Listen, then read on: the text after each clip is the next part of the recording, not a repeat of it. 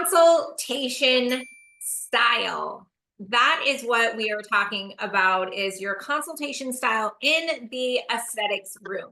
How would you describe it? Are you even aware that you have a specific style? So today I'm going to be unpacking why that's really important to be self-aware and cognizant of what your style is, because knowing what kind of style you have, following up with really some good self reflection, can really provide you some valuable insights into your strengths, into areas of improvement that you need to draw attention to, and ultimately how to grow and adapt to get the results that you need and want for your patients and for the med spa.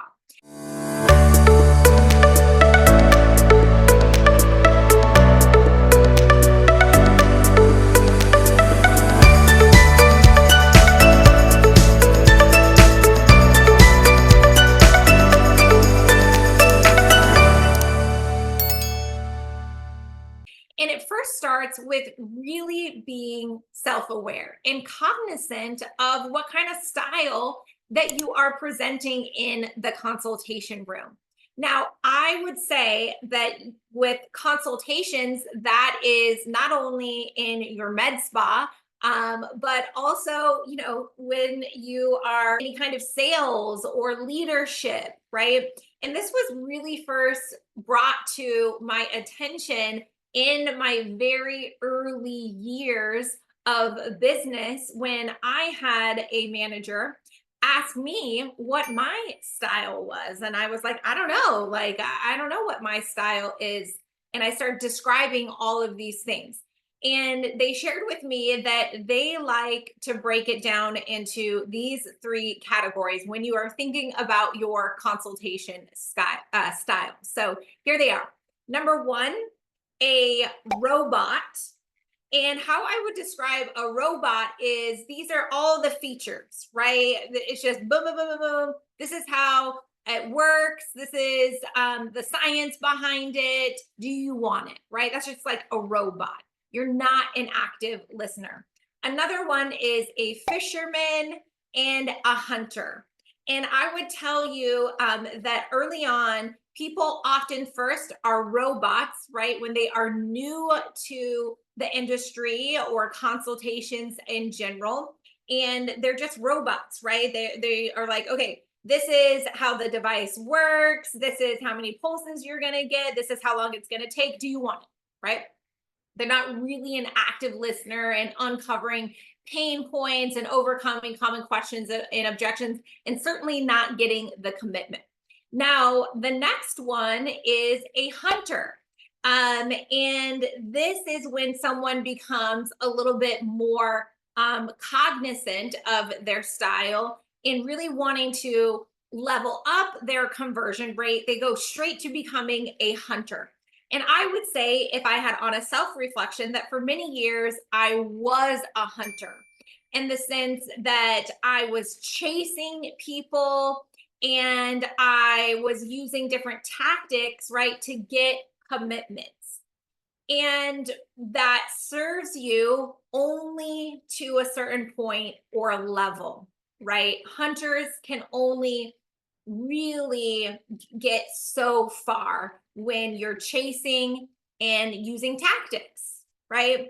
Now, the third phase of a consultation style is what I call a fisherman.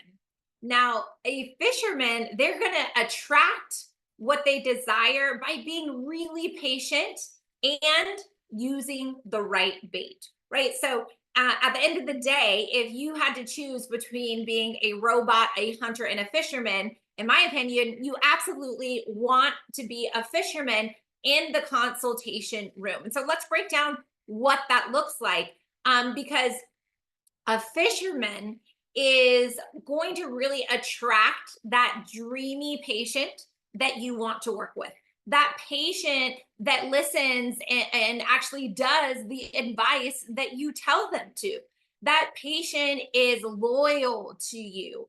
that patient uses, many, if not all of the tools in your tool belt that you have to offer them.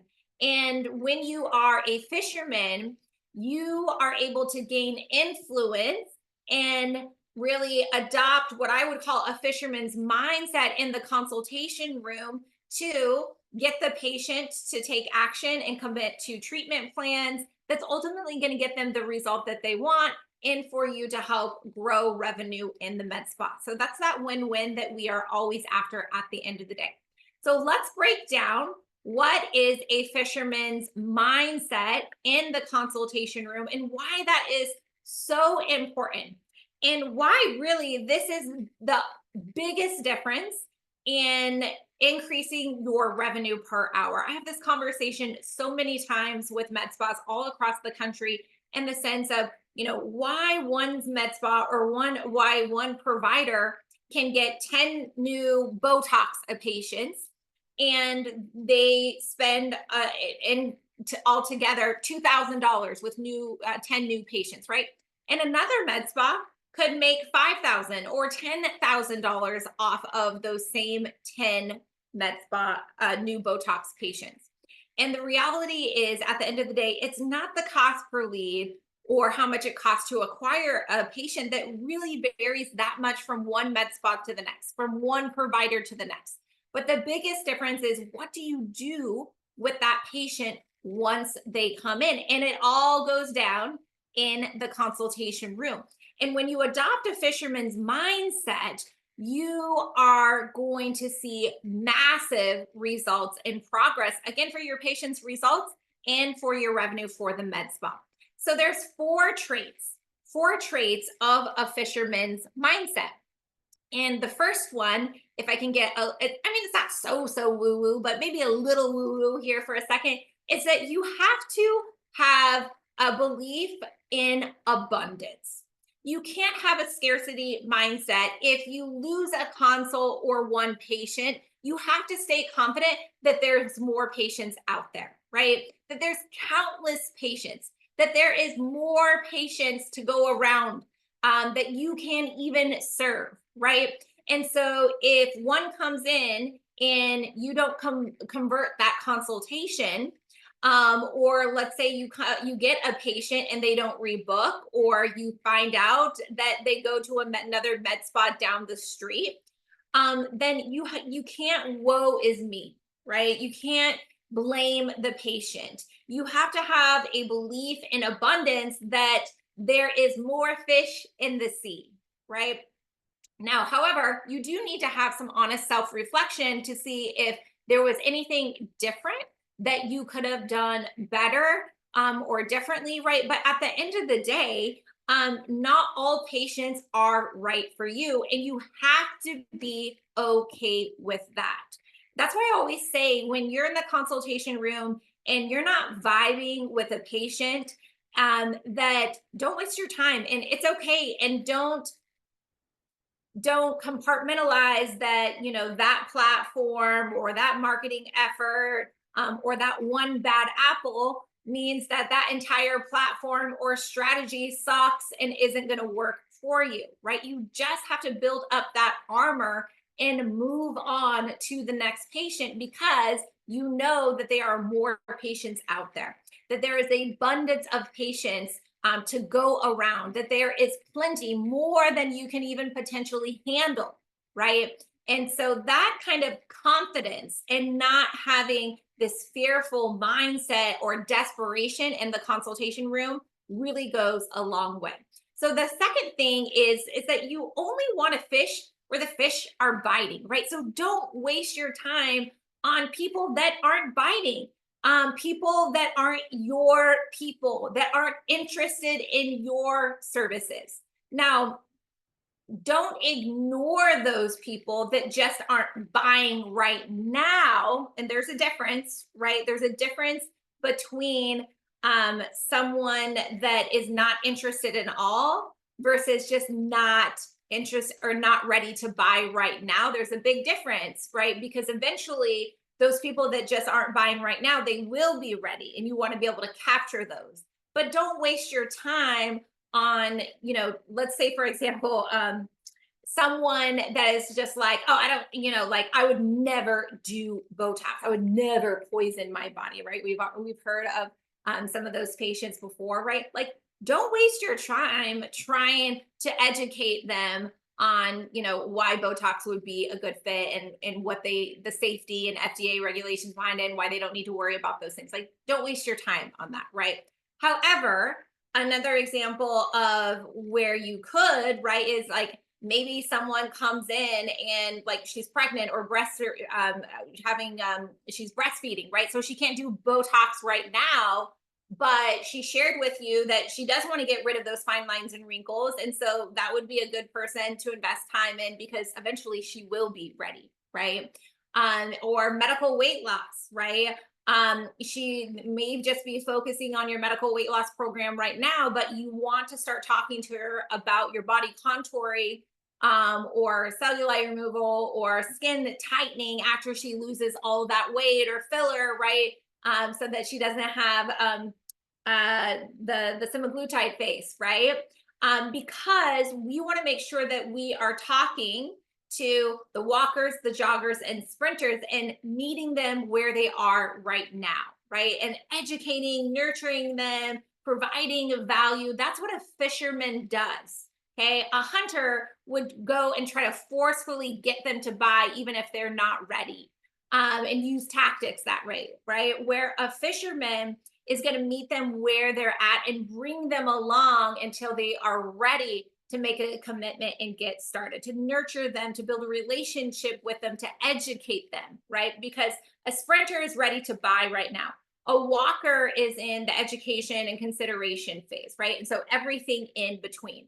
So the second trait of a fisherman is to only fish where the fish are biting. Now, the third thing is that you want to develop a really attractive bait, right? The best bait is not your products or services. Guys, all med spas have the same devices and treatments to offer, right? Now, you can debate all day long about who has the better brand name device, but to the consumer, it's pretty much all the same, right? And so you got to develop a really attractive bait. And guys, your Botox, your filler brands, your devices, that's not the bait. You want to know what the bait is? The bait is you, your character, your skills, your passion, your stories, right? Why you even got into this business, this industry, what you have done to impact your patients' lives. That is your bait. And that is going to make you a really great fisherman. The fourth trait is to make sure that you tailor your bait to suit the fish that you want to attract, that you want to work with, right? You got to do your research and know who that ideal dreamy patient that you want to work with is. And then how do they want to be communicated with? How do they want to be held accountable? How do they want to be marketed to? How do they want to be recommended in treatment plans or memberships or financing? You got to get real clear with that. And I get pushback sometimes from clients because they don't want to get too specific or too niche. And I will just tell you that you can't be afraid of that. Oftentimes we're trying to speak to too many different types of patients because you have this tool to help this person and that tool to help that one, right? And then all of a sudden we're not helping anyone because we're not talking to anyone with any kind of frequency or consistency, right? And I can tell you from my own perspective in business, in consulting and marketing for med spas all across the country, is that my ideal client is a woman business owner trying to build her empire and live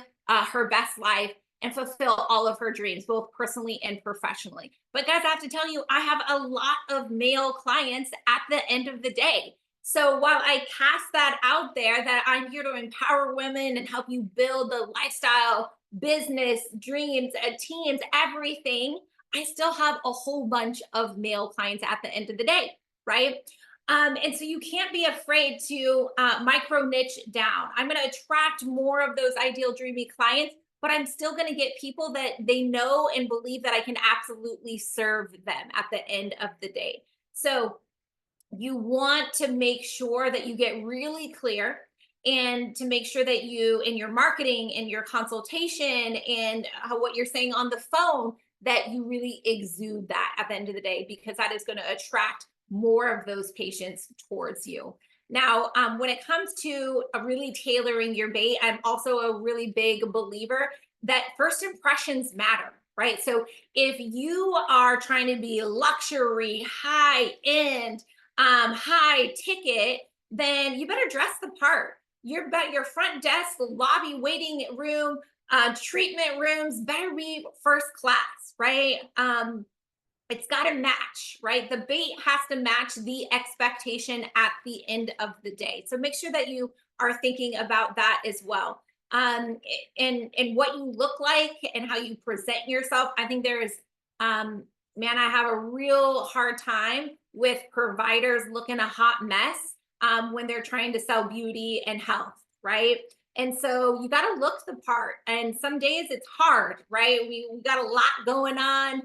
And a lot of times, we're up late and early and shuffling kids and trying to do it all, right? But it matters at the end of the day. So make sure that you hold that expectation with yourself and your team at the end of the day.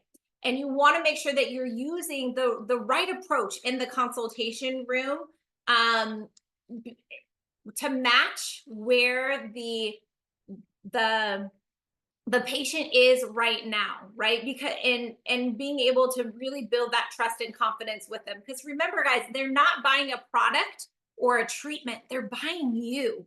They're really buying you at the end of the day. So you want to make sure that you're meeting them where they are right now. Hey, Nina. Hey, Maggie. Hi, Dwayne. Lots of people watching on Instagram. Hey, Moore Center. Shani, thanks, guys, for watching us. Hey, Dr. Pickens. All right, so I'd like to open up the floor if there are any questions. But first and foremost, I want you guys to first have some self-reflection and awareness for a minute, right?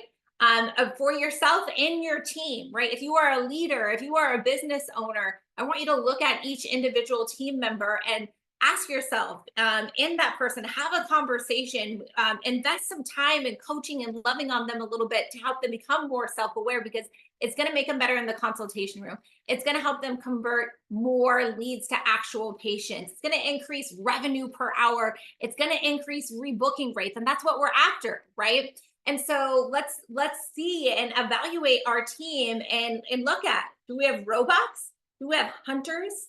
Or do we have fishermen, right? And what I love about a hunter is their desire to grow and to convert leads to actual patients, right?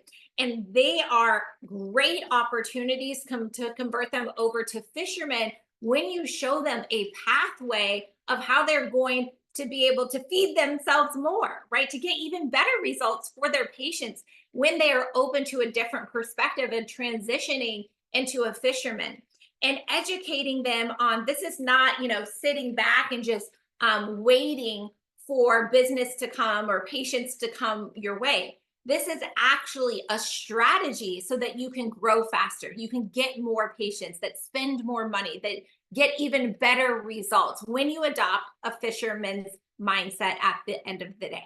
All right.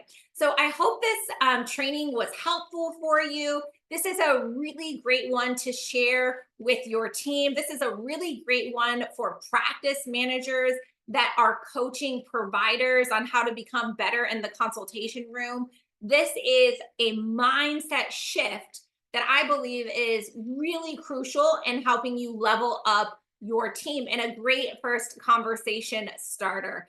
So make sure that you share it, have a really good in-depth conversation about it, and begin exploring on how you can help your team to adopt a fisherman's mindset and what that is going to look like and take at the end of the day, because it's going to help you to increase revenue per hour, number of visits per year, and your rebooking rates when you adopt a fisherman's mindset. All right, guys. If you loved this training, make sure that you share it with your team or another med spa that could benefit. You can always catch the replay on my YouTube channel. And to get access to more free trainings, make sure that you visit my link tree and my bio, and you can catch us same time, same place every single week. Find us on Instagram, Facebook, YouTube, and LinkedIn. Thanks so much, guys. Have an awesome day.